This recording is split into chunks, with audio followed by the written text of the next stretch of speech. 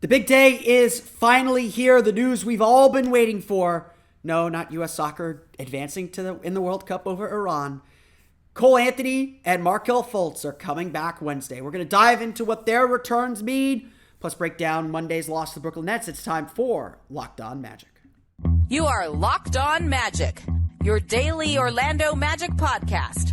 Part of the Locked On Podcast Network, your team every day.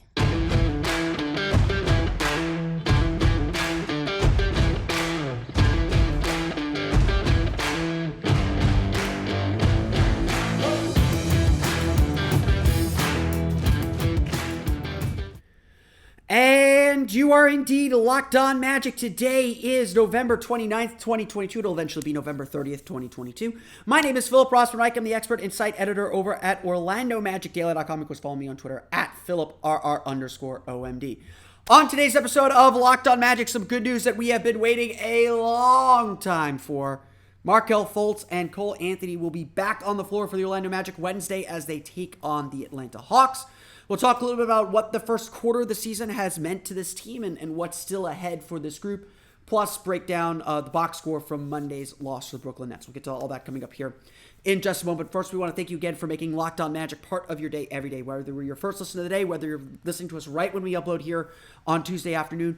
We want to thank you for making Locked On Magic part of your day every day. Remember, there's great Locked On podcasts covering every single team in the NBA. Just search for Locked On and the team you're looking for. The Locked On Podcast Network, it's your team every day.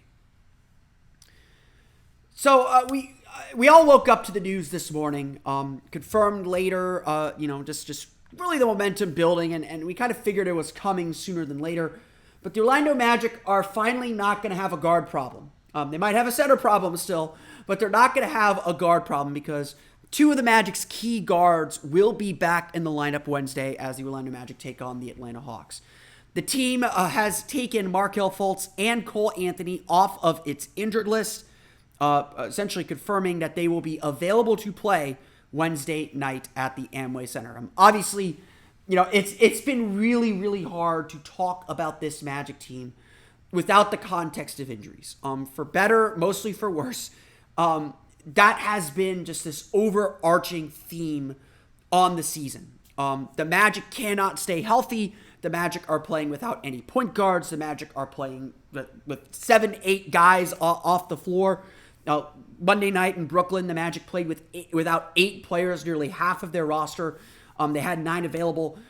It's just really, really hard to accomplish anything. And the fact that a lot of these players that are hurt all play the same position. Again, Markelle Fultz, Jalen Suggs, Cole Anthony, all out. Those are your 3 main ball handlers, main point guards out. It's A, hard to evaluate what you have in a young roster. It's B, hard to get organized and run a consistent offense and do things consistently.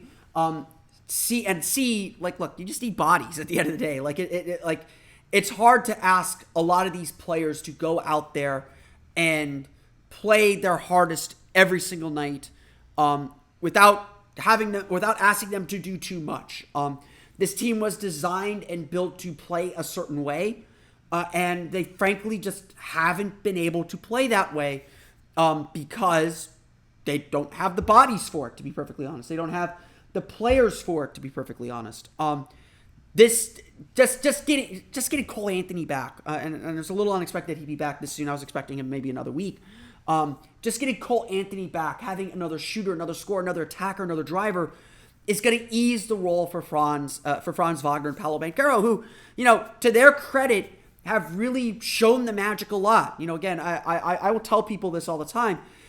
Yes, there are things that aren't working on this roster, but even failure is telling you something.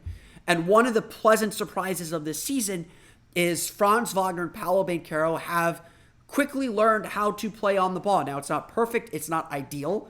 But they have learned how to be the main attackers, and their lives are going to get so much easier. And it's just going to get so much easier because of what we anticipate from Markelle Fultz. Now, I do think it would be unfair to ask Markelle Fultz to step in immediately and be the guy that we expect him to be. Wednesday's going to be tricky. It's going to be tricky in a lot of areas, in a lot of ways, because Atlanta's playing very well, and Atlanta's a very good team.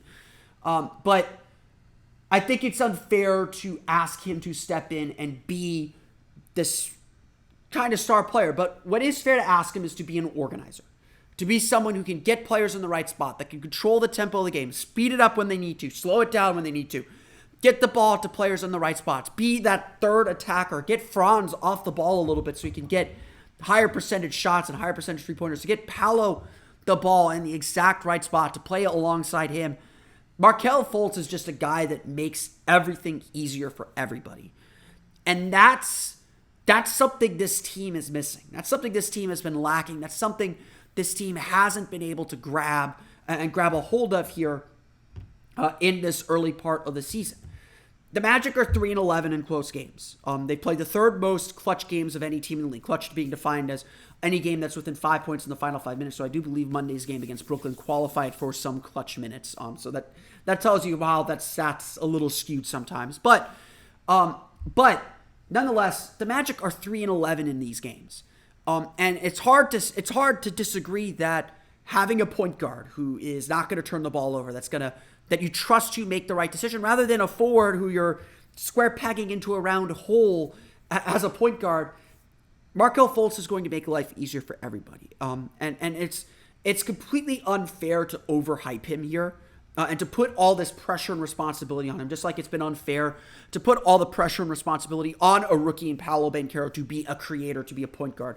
To put it on Franz Wagner, who's never had to do it before, as his usage has ramped up and he's thrived. Like, again, nothing to me. We'll get into this when we talk about the first quarter MVP. I think you can tell who my first quarter MVP is. Franz Wagner. The fact that Franz Wagner learned how to play point guard in the NBA in the last month is just insane to me. Like, this kid is good, guys. Easing the pressure off of him, and still sprinkling in these elements. It's not like this is going to go away, but easing the pressure off of him, getting him a few more easy shots, it's going to make him and this team so much better. This has been the day we have waited for. This has been the moment that this franchise, that this group has waited for. They have waited for this opportunity, for this player to come in and kind of to set that table the way that they need it set. The Magic went through the first quarter of the season without one of the central figures on their roster. And yes, there are plenty of people who are critical of how the Magic are managing some of these injuries and how guys are coming back, but assumedly, this means that he is good to go, that there will be no relapses, there will be no further problems, that we will have him for the last 3 quarters of the season. We can get into that philosophy later, but for the moment, for now, this is such a huge thing for Orlando. And if Markelle Fultz is even what he was last year, and I think a lot of us anticipate that he will be better, and it might take him a while to get there, obviously, because he didn't have preseason. He's got to get back into kind of game shape and game rhythm.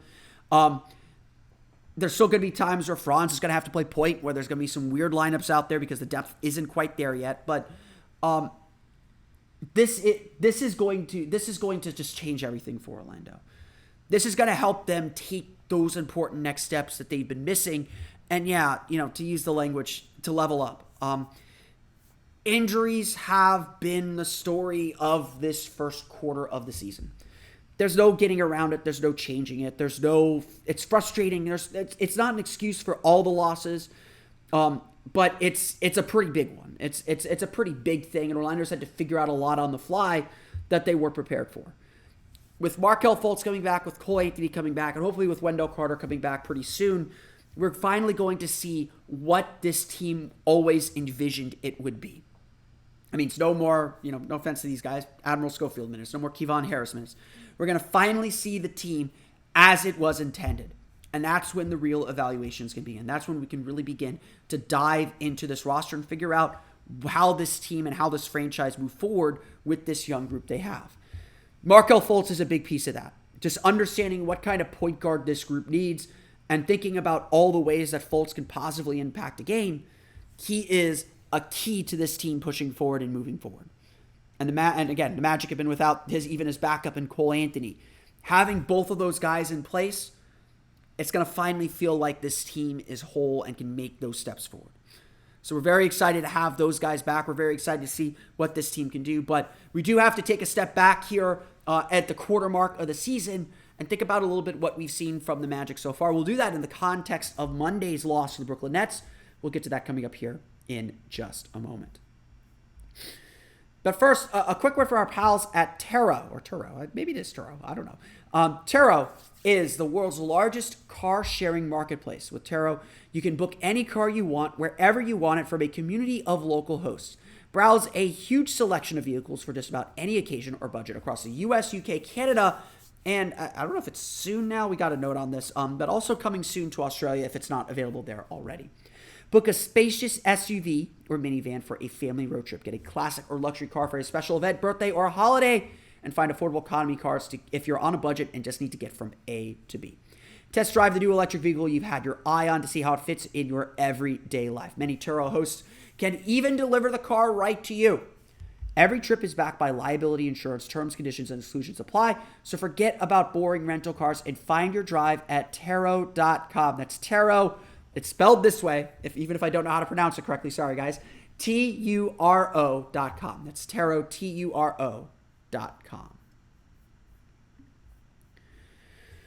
We want to thank you for making Locked On Magic part of your day every day. For your next listen, go check out the Locked On Sports Today podcast. From the games that matter the most to the biggest stories at sports. Go beyond the scoreboard and behind the scenes with local experts and insights only Locked On can provide.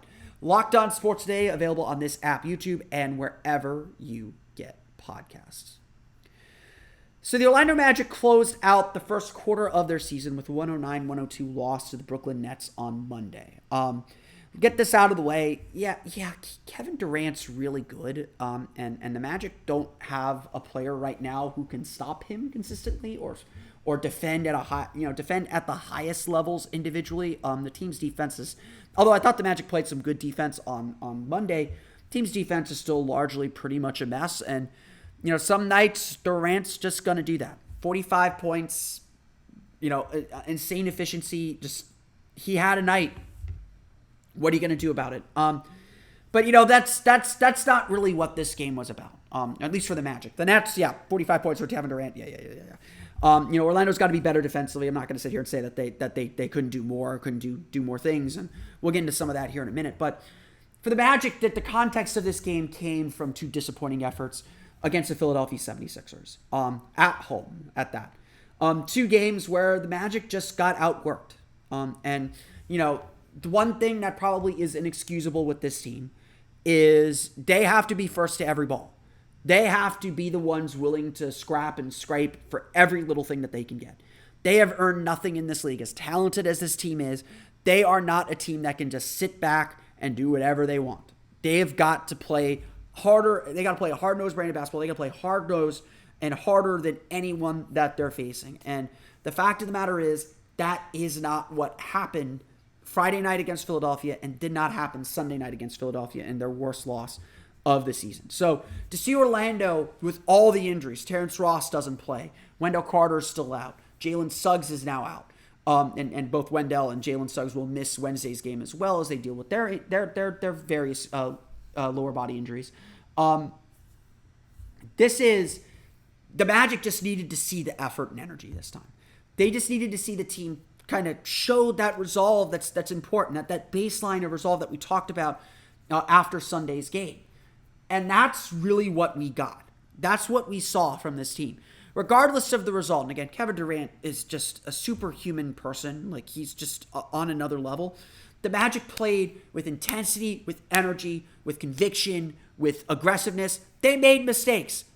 The Magic can live with mistakes as long as you're learning from them, as long as you're getting back on the horse and going after it. That was not what they did against Philadelphia. So that's all well and good. That is what the Magic needed to see.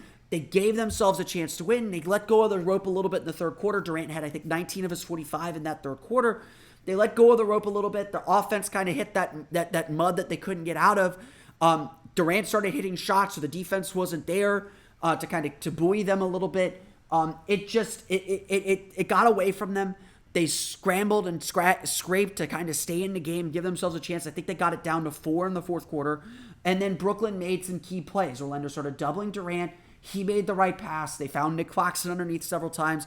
Orlando missed several free throws that could have really put some pressure on Brooklyn and gotten them back into the game. Orlando got back to that kind of scrappy mentality that endeared them early in the season. Having said that, this first quarter of the season, yes, was about injuries, but also was about saying, okay, This is the baseline. That's fine. How do we start moving ahead of it? And really what the first quarter of the season showed for the Magic, just like this game, this Monday game against Brooklyn was really a microcosm for the season. And I love those at critical moments like this because I'm a writer and I like to blow things up into larger points. The thing that this game showed is very much emblematic of the season in general. The Magic have a lot in them. Franz Wagner is a heck of a player. Paolo Banchero is a heck of a player. Both those guys honestly don't understand how good they are yet. And it's really up to the coaching staff. And I think Jamal Mosley does have to do a better job of this, of making their lives easier to unlock more of their game. Getting guys healthy is going to help with this. Like Markelle Fultz is going to help kind of expedite this process and make them a whole lot better because they won't have to create as much. Orlando had 18 assists on like 38, 39 field goal makes. Like the passing is still not where it needs to be. Markelle's going to help because Markelle drives you pass. Markelle is a smart passer off the dribble. Franz isn't there yet. Paolo isn't there yet. That's like if there's something both need to work on besides Paolo working on his three-point shooting, learning how to pass and make reads off the dribble on drives. And they're both first and second year players doing this for the first time. They're going to get better. So just like see the forest. I'm really preaching. See the forest for the trees here. There's a lot, and that's really kind of what we see is there is a lot to work with here. There is a lot of promise. If there is frustration out there, which is fine, it's because we know and we can see how much better this team can be. Should the Magic be satisfied being 5-15 or 5-16 now at this point in the season? Absolutely not. They have been in their share of games. They have had their chances to win, and they have squandered them. They have given up really good chances to win at Oklahoma City. They have given up really good chances to win in several late game situations. The Atlanta game early in the season I would think of. Even the Boston game. You know, I'm losing to Boston. It's not the biggest deal in the world. But you can see how many opportunities the Magic have to win games, how they put themselves in position to win, and how they have gotten in their own way. This is part of the growing process. Identifying these moments, identifying these things, and getting better at them is part of the process of getting better, of leveling up, as Coach Mosley would like to say. And so now as we move from the first quarter of the season, we clearly see this team's potential. We clearly see this opportunity for this team to get better, for this team to take steps forward. And now we have to see them put it to action. Getting healthy is a big part of this story, for sure. And if there's going to be a storyline for the second quarter of the season, if the first quarter of the season was getting our feet wet, kind of figuring out who Paolo is, where Franz is, the story of the next 20 to 21, the story of the next 20 games is going to be about bringing guys back into the fold. Seeing Markelle Fultz back with this team. Seeing Cole Anthony back with this team after he only played 4 games. Seeing Jalen Suggs continue his growth and development as he tries to figure out how to stay, attached, and not fall apart health-wise. And yes, I'm expecting it here at the end of December, the Magic of a nice little homestand after Christmas, seeing Jonathan Isaac back on the floor. Over the next 20 games, we will begin to see the pieces of this team come together. And what we need to see on the floor is how these pieces fit so that when we get to the second half of the season, we can start to figure out how this team moves forward and starts winning games. It is a long process, and the Magic have shown that they have the talent and the ability to be a darn good team. I will sit here and say this. The Magic, for all the people who believe the Magic are a play-in capable team and are frustrated with where this team is at, you are not wrong. I may not share with you the play-in aspirations or the play-in tournament as the be-all, end-all goal, but you are not wrong. This team has play-in talent. This team has playoff talent. That's where you want to be as a young team. You want to be able to see clearly that future. And I think the frustration that I hear from fans is that it feels like management is getting in the way of that future by holding players out with injury or any number of things, or some of the decisions Jamal Mosley's made. It's good we are having these conversations. And if there's a sign of clear growth from this team, it's that these conversations are real, they are deserved, and they're worth having. You are not wrong at all to say any of these things. Having said that, this is a process that's going to take some time. So we can clearly see this team's potential. we can clearly see there's a lot that needs to be worked on, and I mean a lot. This team is bottom 10 in the league, both in defensive rating and offensive rating at the moment, so let's hold our horses here a little bit. There's a lot this team needs to work on, but a lot of potential to grow into, and that's what these next 20 games are going to be about. Beginning to see that whole puzzle come together, that picture on the box that I talk about so much, beginning to see whether the pieces on this team fit that picture and if this team can start taking that leap forward. We'll talk more first quarter of the season review here in the next couple days. Obviously just kind of quick turnarounds here as the schedule does not care about these quarter breaks that I like to use. But I would honestly say, yes, the Magic disappointed a little bit this quarter of the season. The Magic are not quite where I thought they would be, but they're taking steps there, and it's understandable why they haven't been able to reach their full potential. There is still a lot of work to do, though, and a lot that has to happen, and I will continue to tell people, like, hey, let's see what this team looks like when healthy. Let's take a look at the totality of the picture and not at this, again, significant but small snippet of this team. There is a lot of work to do. I will not deny that. I don't think anyone will. There is still a lot this team has to clean up and improve on, and that's why we have 60 more of these things to go to figure all that out. We're going to go through the box score real fast as the Orlando Magic lost to the Brooklyn Nets on Monday since we didn't get a chance to do that earlier. We'll get to that coming up here in just a moment. But first, a quick word from our pals at LinkedIn. These days, every new potential hire can feel like a high-stakes wager for your small business. You want to be 100% certain that you have access to the best qualified candidates available, and that's why you have to check out LinkedIn Jobs. LinkedIn Jobs helps find the right people for your team faster and for free.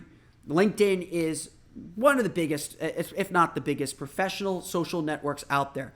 It helped my sister get a job and network and find the industry she wanted to be in. It can help you that way too. And if you're hiring, that's where you find the people that you want to hire. It's a professional social network. You can see everyone's resume. You can seek out people that you want to hire.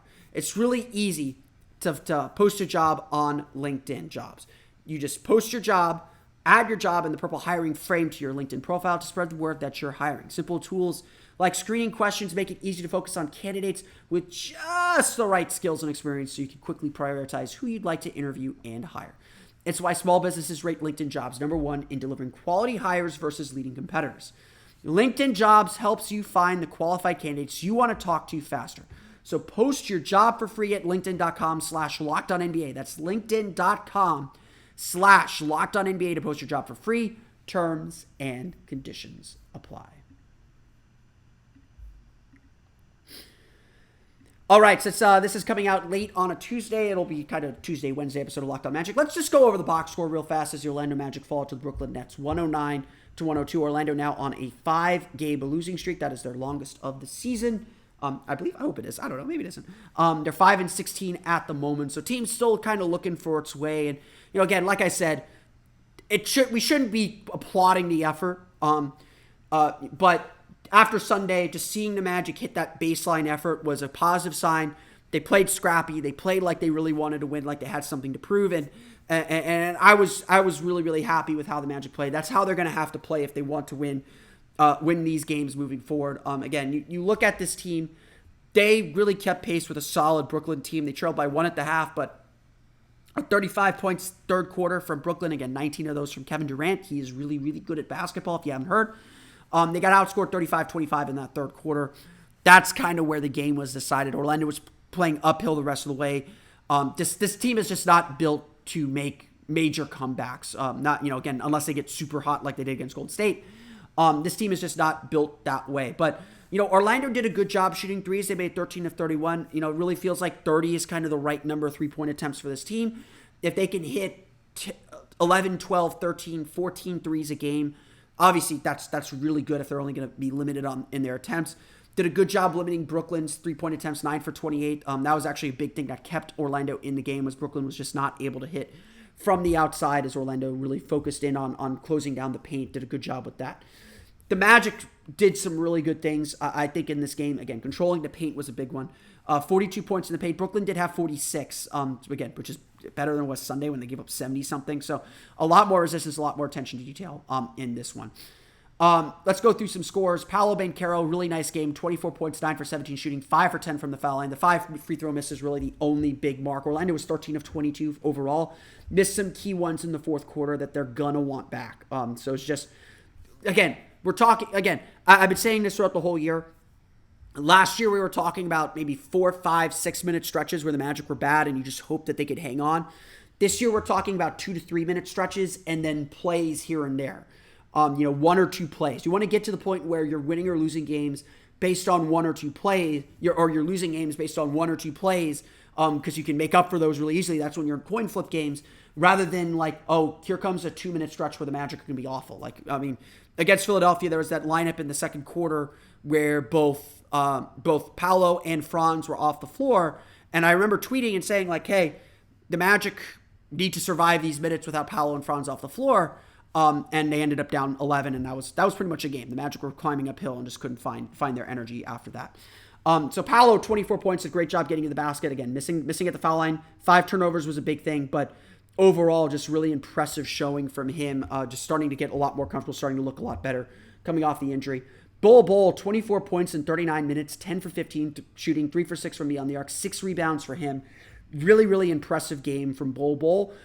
Just offensively, he is just a dynamo. He finds his gaps. He finds his ability to score. Defenses don't know what to do with him. Durant did block his shot once, so it is possible he does bleed, but overall, just a really impressive offensive showing. Bol is just a really impressive offensive player. It's hard to imagine a 7'3" player coming downhill at you the way that he does, and he's just so good. He's just so good at it at this point. So really impressive game from him. And honestly, a really impressive game from Franz Wagner. 21 points, 8 for 16 shooting, 3 for 6 from the 3-point line. Did have 4 turnovers. Again, Durant guarding him, going at Durant. Both Paolo and Franz showed no fear going at Durant. Durant had his way offensively with everybody. But I really liked how both of these guys went at him and were able to go. You can't go point for point with him because he's Kevin Durant, but both these guys were aggressive. They were going at the basket. They were doing a lot of really, really good things. Gary Harris, 19 points, 7 for 12 shooting, 4 for 6 from deep. Just a really solid game from Gary Harris. A few uncharacteristic turnovers. He had 3 turnovers in the game. But Gary was solid defensively, did a great job on Kyrie Irving for the most part. Irving had 20 points on 9 for 17 shooting, which, considering the last time the Magic played, Kyrie Irving is probably decent. But overall, just really loved how Gary played. And honestly, I got to give some shout out to Caleb Houston.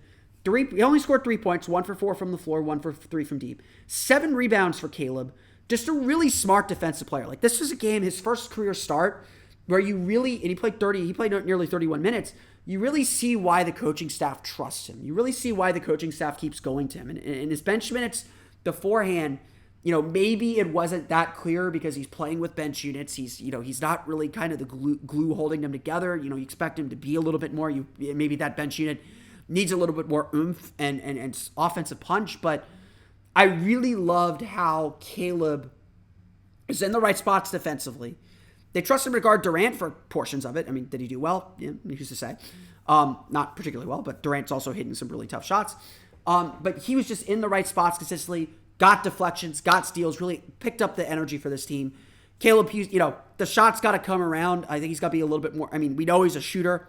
He's learning how to shoot from the NBA 3-point line. Once that comes, he's going to be a really, really interesting player. I think we're seeing why the Magic are hanging on to him and trying to get him out there. Obviously, the trouble spot for Orlando. We described a lot of guys who played really, really well and scored a lot of points. Orlando just has 2, 5, 9, 11 points off their bench. Just 3 field goal makes. That's 3 for 9, 14, 16. 3 for 16 off the bench. Just no support off the bench. Brooklyn got 17 from Joe Harris off their bench. Again, Brooklyn not exactly balanced scoring either. Durant with 45, Irving with 20, Claxton with 17, Harris with 17 off the bench. Again, it's little things, it's little plays, it's rotation decisions sometimes that determine whether Brooklyn was able to pull away from Orlando or whether Orlando was able to stay in this game. So a lot of little things going into this game.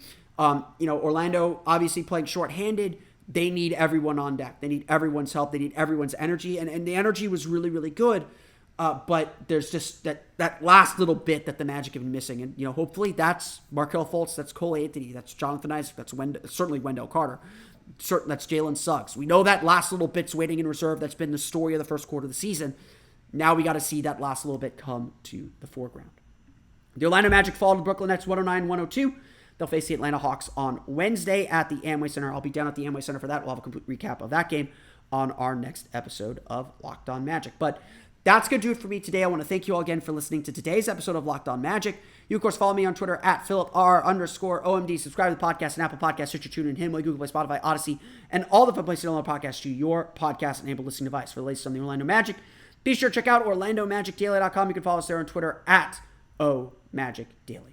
Now that you're done listening to us, be sure to check out the Locked On Sports Today podcast, the biggest stories of the day, plus instant reactions, big game recaps, and the take of the day. It's all available on the Odyssey app, YouTube, and wherever you get podcasts.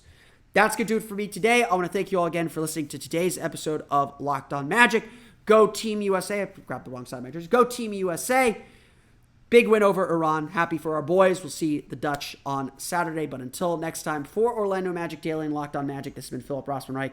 We'll see you all again next time for another episode of Locked On Magic.